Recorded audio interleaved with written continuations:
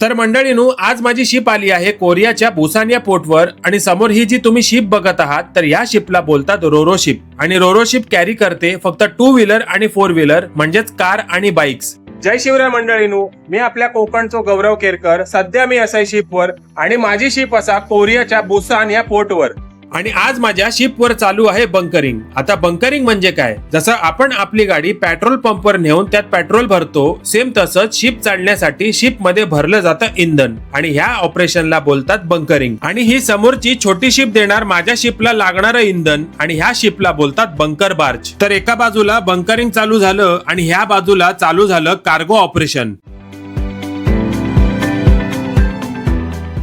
तर cargo operation मध्ये काही ठिकाणी हे अशा प्रकारे हॅच कव्हर ओपन करायला सुरुवात झाली।